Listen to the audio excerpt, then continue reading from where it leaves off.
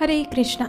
श्रीमद् भागवतम के 10वें स्कंद के 21वें अध्याय में गिरिराज गोवर्धन का गुणगान गाते हुए गोपियां कहती है, हंताय मद्रीरबला हरिदासवर्यो यद राम कृष्ण चरण स्पर्श प्रमोदः मानं तनोति सह गोगणयोस्तयोर्यत् पानीयसूयवस कंदर कंदमूलै।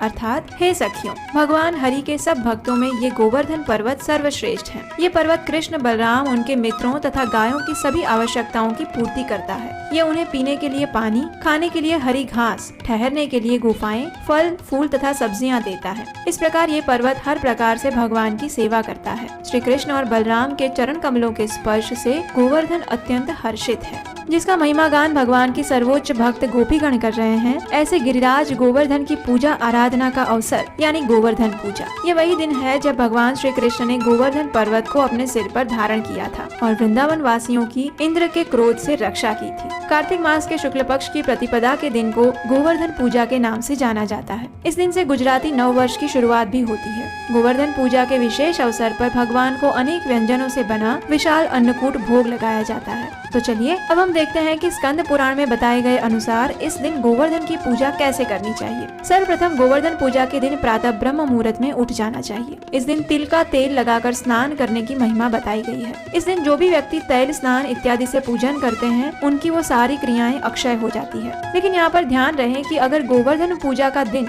दिवाली से मिश्रित हो या फिर पूर्व विद्या हो तो उसमें तैल स्नान नहीं करना चाहिए, अन्यथा मनुष्य मृत्यु को प्राप्त होता है। गोवर्धन पूजा वाले दिन प्रातः काल में अपने घर को स्वच्छ करना चाहिए, उसमें दीपक प्रज्वलित करने चाहिए। भगवान तथा नव वर्ष के सत्कार हेतु उसे फूलों, रंगोली इत्यादि से सजाना चाहिए। भगवान की मंगला आरती करनी चाहिए। उसके बाद तुलसी देवी का पूजन करें, उन्हें दीप अर्पण करें और उनकी प्रदक्षिणा करें। तत्पश्चात घर में वरिष्ठ व्यक्तियों के आशीर्वाद लें और अपने घर में या मंदिर में जाकर गोवर्धन पर्वत की पूजा और परिक्रमा करें। घर के द्वार पर गाय के गोबर से प्रतीकात्मक गोवर्धन पर्वत बना सकते हैं। उसे वृक्ष, फूलों, लताओं इत्यादि से सजाकर श्री कृष्ण का गोवर्धन धारण करने का चित्र अंकित कर सकते हैं और फिर उसकी पूजा करें।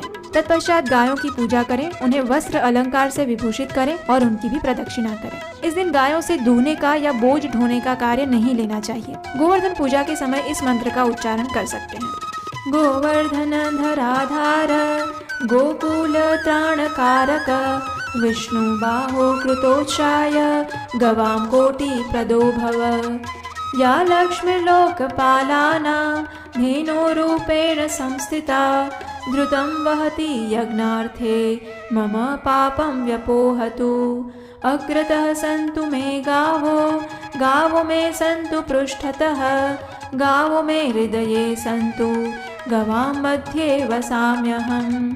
इसका अर्थ है, पृथ्वी को धारण करने वाले गोवर्धन, आप गोकुल की रक्षा करने वाले हैं। भगवान विष्णु ने अपनी भुजाओं से आपको उठाया था। आप मुझे कोटि गोदान देने वाले हैं। लोकपालों की जो लक्ष्मी यहाँ धेनु रूप में विराज रही है और यज्ञ के लिए ध्रुत का भार वहन करती है, वह मेरे पापों को दूर करे। गायें मेरे आगे हो, गायें मेरे पीछे हो, गायें मेरे हृदय में हो और मैं सदा गौओं के मध्य में निवास करूं। यदि इस दिन आप संस्कृत में श्लोक का उच्चारण नहीं कर सकते तो सिर्फ इस अनुवाद को भी पढ़ सकते हैं। इस प्रकार गोवर्धन और गाय माता की पूजा करने के बाद उन्हें श्रेष्ठ प्रकार का अपनी क्षमता अनुसार स्वादिष्ट भोग या फिर अन्नकूट भोग अर्पण करना चाहिए। तत्पश्चात उत्तम भाव से देवताओं, वैष्णवों, ब्राह्मणों और भक्तों की सेवा करें। उन्हें भगवान को अर्पित भोजन प्रसाद रूप में वितरित करें। अंत में अपनी क्षमता अनुसार सुयोग्य व्यक्ति को कुछ न कुछ दान दें। आप संपूर्ण वर्ष जिस अवस्था में रहना चाहते हैं, उस वस्तु का इस प्रतिपदा के दिन स्वीकार करना चाहिए। शास्त्रों में बताया गया है कि गोवर्धन पूजा के इस प्रतिपदा के दिन मनुष्य जिस अवस्था में होता है या जो कार्य करता है, वही उसे आने वाले संपूर्ण वर्ष तक प्राप्त होते हैं। इसलिए अगर आप विद्यार्थी हैं तो इस दिन आपको अध्ययन करना चाहिए। अगर आप व्यवसाय करते हैं तो इस दिन आपको कुछ समय के लिए व्यवसाय से जुड़े महत्वपूर्ण कार्य करने चाहिए। और अगर आप अपनी भक्ति में प्रगति करना चाहते हैं तो इस दिन अधिक से अधिक हरे कृष्ण महामंत्र का जप करना चाहिए।